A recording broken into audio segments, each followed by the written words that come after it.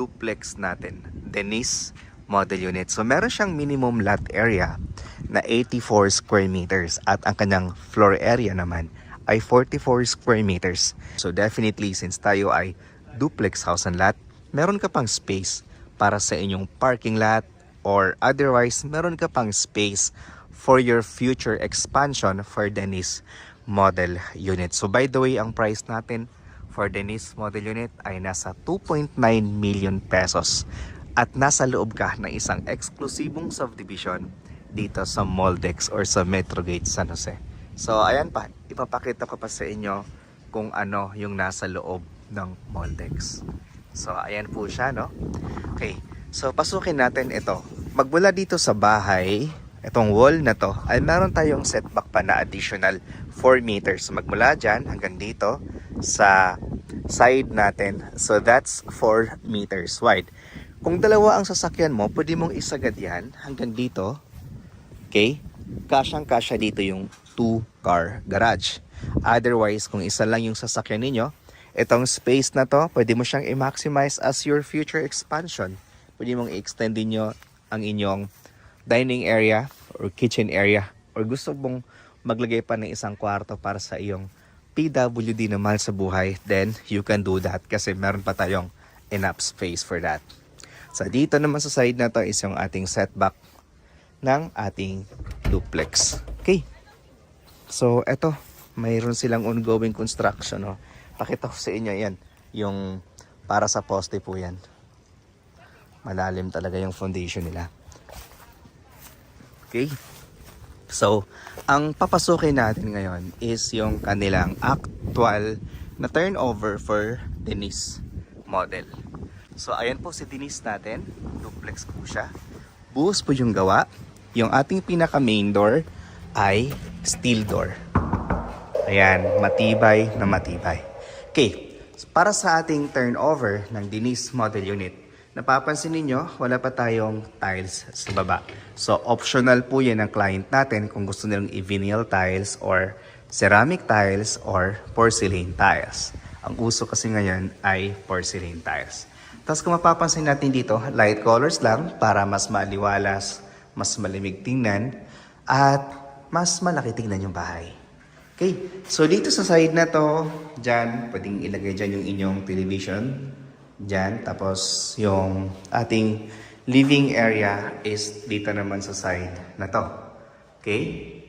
Meron tayong corner window. Since tayo ay duplex house and lot, para na rin tayong naka-single attach. Kasi meron tayong bintana dito. Meron tayong bintana naman sa kabilang side. At meron din tayo ditong pintuan naman sa likuran. Kaya marami tayong ventilation. Okay? So, eto naman yung ating kitchen area. So, sa ating kitchen area, meron tayong single sink, tapos meron tayong cabinet sa baba, wala tayong cabinet sa taas. Pero, kung gusto nyo pong mas malaki pa yung inyong kitchen area at dining area, katulad po ng sinadjust ko sa inyo kanina, pwede nyo pong i-extend dito.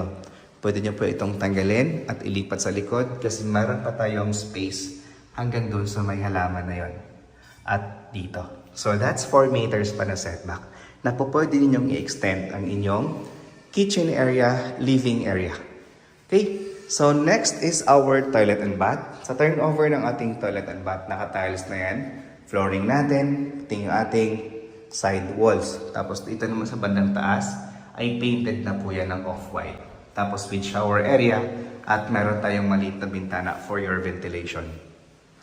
So, this is all for our ground floor. The next, proceed tayo sa ating second floor. So dito, nga pala kay Denise, no? Livable na po yan. Okay? Livable na yan. Kumpleto na yan. Ang kulang na lang talaga natin dyan ay tiles. Pero livable na po siya. Pagdating naman sa stairs ng ating duplex model unit, buhos yan. Yung railings natin ay bakal. Tapos painted lang tayo. Pwede mo na itong ipa-vinyl tiles yung ating hagdanan. Okay, so dito, meron tayo ditong 2 bedrooms. Hindi siya provision ha, 2 bedrooms talaga siya. Tapos meron tayong 2 bintana. Then, this is our bedroom number 1. So, ang size ng ating bedroom number 1 is nasa 2.5 meters by 2 meters. yung bedroom 1 natin. Meron tayong corner window. Ayan. To give us a natural light and ventilation sa ating kwarto.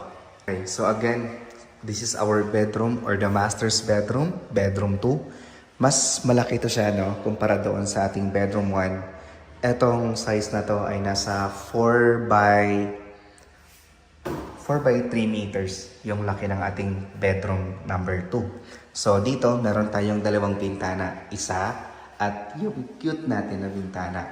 Pero pag once na na-extend mo na kasi ito, pwede itong gawing dalawang kwarto para magkaroon ka ng 3 bedrooms sa 2.9 million na bahay.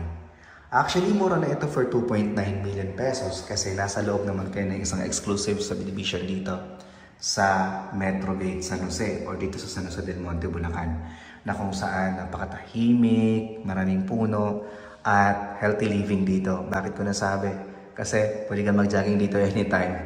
Walang asong nakakalat, walang asong nasa labas.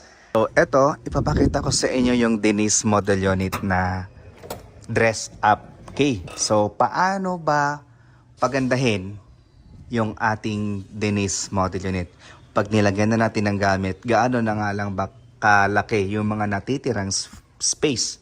Okay, so eto ay naglagay sila ng 3-seaters na dining table, tapos dito naglagay sila ng sofa, tapos dito nila nilagay yung kanilang televisions area sa side na to. Okay, so eto yung inyong dining area again, ano? Tapos katabi siya ng inyong kitchen area. Tapos, yan, naglagay sila ng ref, tapos cabinet. That's all, no? Yan yung ating Denise na dress up model unit. Dito naman sa ating toilet and bath, yan lang siya. Nilagyan ng salamin, tapos mga towels.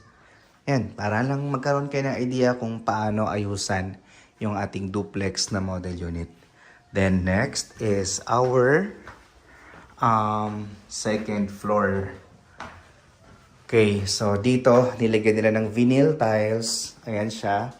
Tapos, ito yung ating bedroom number 1. Sa bedroom number 1, makikita ninyo, single bed ang nilagay. Meron pa siyang space doon sa gilid, oh. Sa ulunan niya, nilagyan niya ng mga display. Tapos dito, pinakamalaga sa lahat ay magkaroon siya ng space para naman sa inyong cabinet.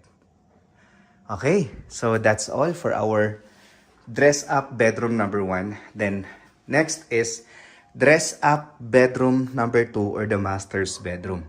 So dito, sa master's bedroom ay double size na bed. Tapos, may isang upuan dito. Merong corner table doon na maliit. Then dito sa side na to is andito naman yung kanilang built-in na cabinet. Tapos, aircon. Okay, so yan, ipinakita namin sa inyo yung ating dress up na model unit for Denise model. So again, ilalagay ko yung ating sample computation sa side para malaman niyo yung detailed na sample computation. So again, ang turnover natin dito ay wala lang tayong tiles pero may paint and partition. Livable na po siya. Ang lot area ay 84 square meters at ang floor area naman ay 44 square meters. So, pasadahan ulit natin yung front natin. Ito, meron tayong space para sa ating landscape area sa side na yan. Tapos, iba naman yung space para sa ating parking lot. So, dito, kung magpa-parking ka dito sa inyong duplex model unit, hindi maapektuhan yung space ng inyong landscape area kasi iba naman yung way papunta doon sa inyong parking space. So this is for 84 square meters. Meron din tayo ditong 96 square meters, mas malaki pa. Hanggang dito naman yon. So mas malaki yung buka ng ating 96 square meters for Denise